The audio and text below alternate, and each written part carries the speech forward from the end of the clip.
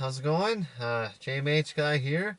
Trying out this new little setup I have with some old equipment, new equipment, etc. But anyways, welcome back. Welcome back to the channel. Really excited. Lots of endless delays, and lots of new stuff. Lots to talk about. Just going for a short little drive here in the X3 right now. Raining a little bit, but in either case, let's get started. So, once again, the classic key. Start her up and hear how she runs.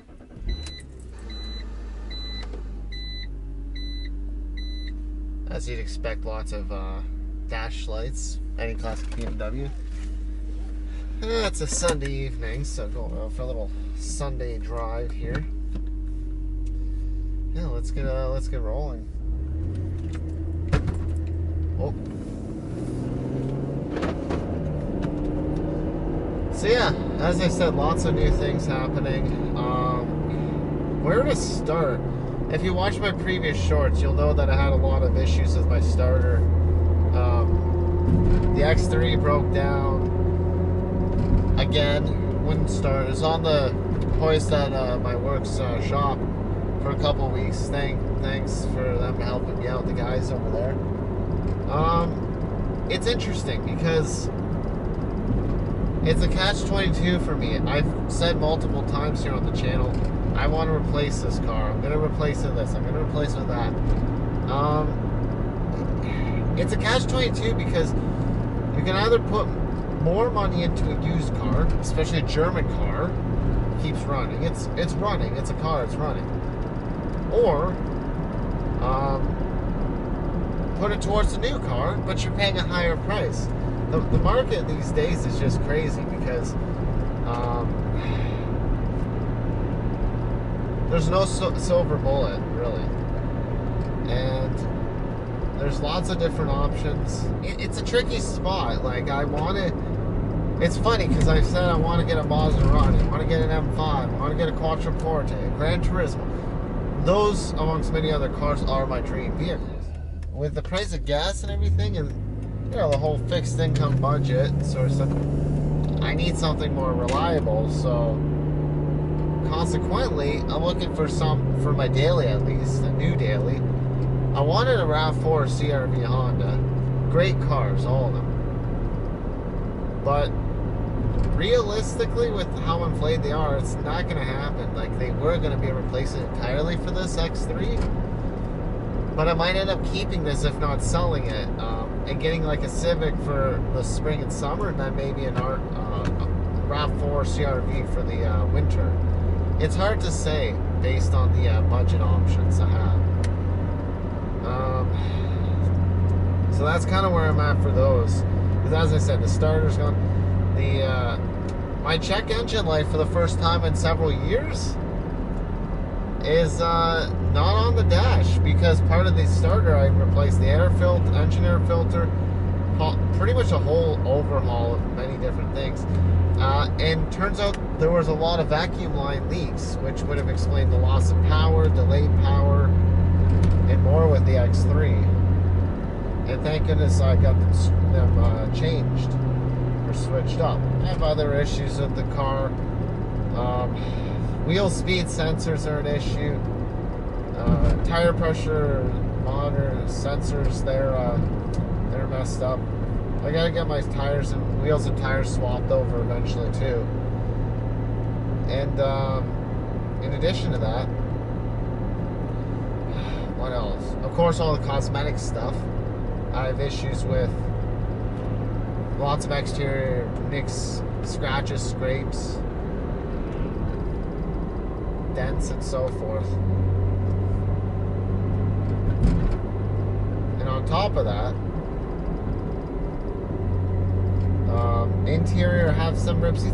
And cosmetically, that's not really any big issue, but mechanically, I have some rear diff issues or challenges too with the car. I have some cosmetic stuff in the engine bay.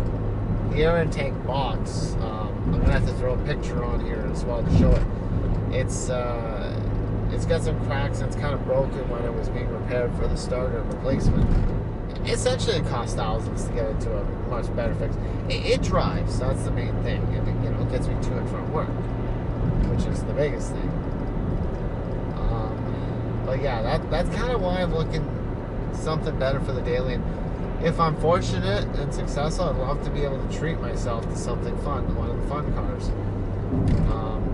Electric cars would have been an option, but I don't have 30,000 or 40,000 bucks Canadian or US laying around that would allow me to purchase whether a Model 3 or Chevy Volt, etc. So it's not easy. There's only a few options there. Between the Civic and Corolla, that's another thing. But it's tough to say. Like, what would you say is the best overall used vehicle for $1,000? Civic, Corolla? It sounds funny a little bit coming from myself being a German vehicle owner. There was a few other crazy cars I've seen for sale. There was an 06 Cayenne Turbo S. Of course, with some mechanical issues, but for 2,000 bucks Canadian. That would have been cool to purchase, but realistically, I'm not going to go after that.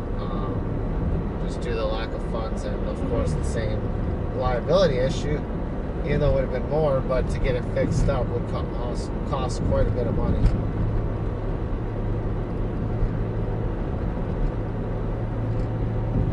So,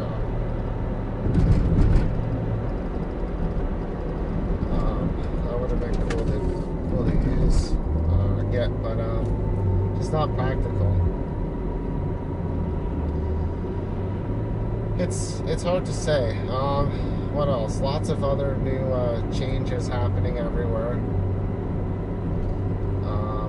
I have a few ideas with the channel. I want to kind of go all over the province here of Nova Scotia, show some of the awesome driving roads.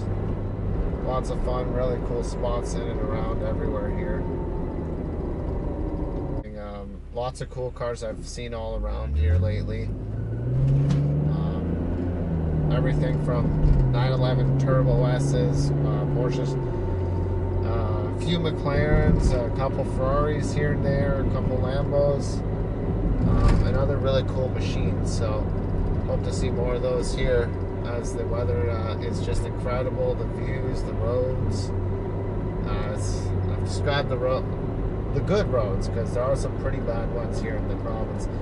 But with some of the good roads in up north near Cape Brown Island, it's like driving euphoria.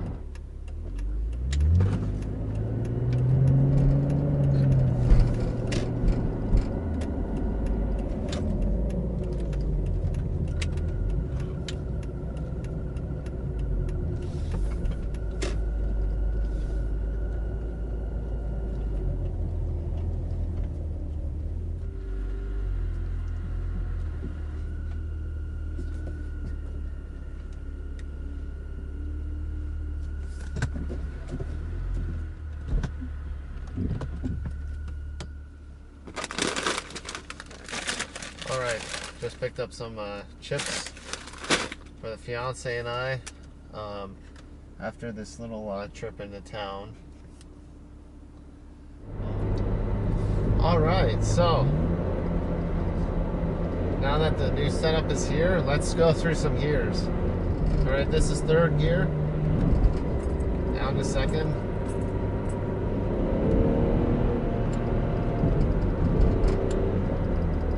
Third and fourth, and manual mode, of course, sport mode, manual mode. Down to second again. Third. It's pretty smooth and linear with the power here. I've said it before in previous videos, but while this car's not perfect, it has an immense amount of flaws and issues. Both the car and my specific or particular car. It's just great. When it works, it just does everything you want and need. It's like when people say it's all the car you want and need, this is it. It's got ground clearance, it's got all-wheel drive, rear-wheel drive bias, silky smooth 6-cylinder power. it is a 5-speed gearbox. I wish it was a 6. When I purchased it, it listed it as a manual, but it was not when I went there. I was under a tight crunch to get a new vehicle, so I ended up getting this. I looked at this as well as an E500 wagon, which was a very close contender as well to this, but it had a lot of leaks, despite the air suspension fixings. Planning to hopefully film some cool cars in addition to that. On top of that, as I mentioned briefly, I'm looking to start a gaming channel too, separate from this, but that's just a little fun thing in addition. So, with everything being said, if you have any questions about the BMW X3, the E83 generation, 2004 to 2010, I believe, or 2011, please feel free to let me know. Mine's a 3-liter, and it's a 2004, which still had the iron block engines before they switched to the aluminum blocks. So, I read many places that this was a unique year, being the first year being a 3-liter and iron block. The engine itself has been incredibly reliable. The other stuff is just wear and tear and age. It's got like 336,000 kilometers, or just under 200,000 miles on it. I bought it with just under 120,000 miles, or 200,000 kilometers at 189, as I mentioned before. But like I said, if you have any questions, please feel free to let me know. Or if you're watching this and you have an X3, let me know how it's been for you guys. How's your experience been? What are your complaints, pros, cons? Stay tuned. And see you guys in the next video.